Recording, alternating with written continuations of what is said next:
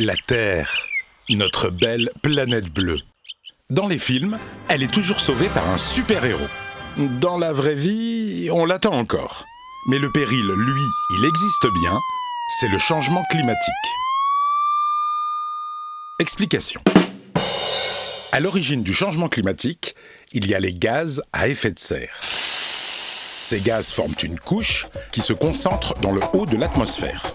Les gaz à effet de serre sont naturellement présents dans l'atmosphère depuis toujours.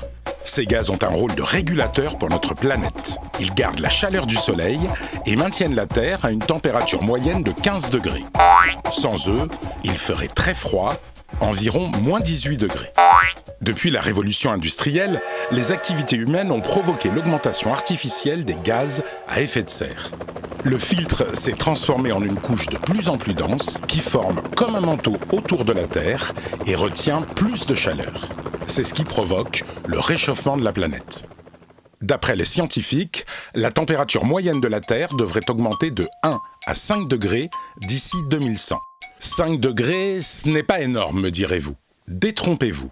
Depuis la fin de la dernière ère glaciaire, il y a 10 000 ans, et aujourd'hui, la Terre s'est justement réchauffée de 5 degrés. Le réchauffement de la planète modifie les équilibres naturels. Température, régime des vents et des pluies, biodiversité, acidité de l'océan. Dans l'hypothèse la plus pessimiste, les océans auront grimpé de 82 cm d'ici la fin du siècle. 700 millions de personnes devront quitter leur logement et trouver refuge ailleurs. L'augmentation de la température moyenne de la Terre accentue l'évaporation de l'eau.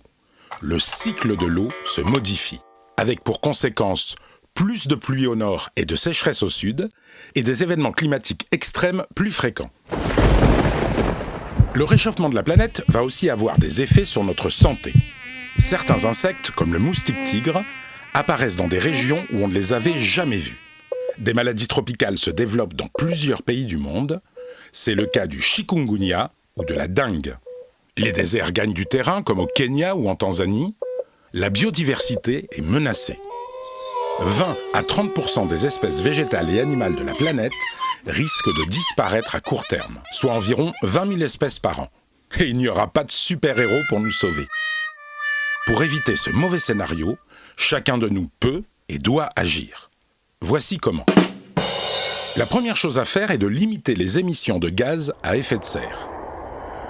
Pour cela, nous devons réduire la production et la consommation d'énergie fossile, comme le gaz, le pétrole ou le charbon.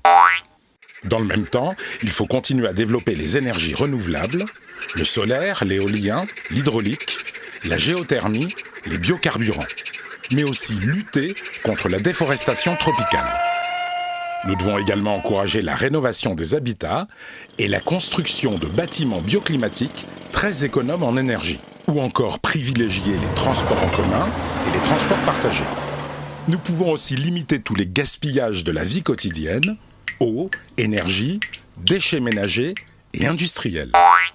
Enfin, nous devons nous adapter à la hausse des températures et à la modification du climat.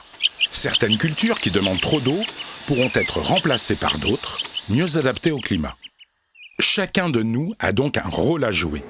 Par nos actions individuelles et collectives, nous pouvons adapter nos sociétés et lutter contre le changement climatique. À nous d'être des super-héros.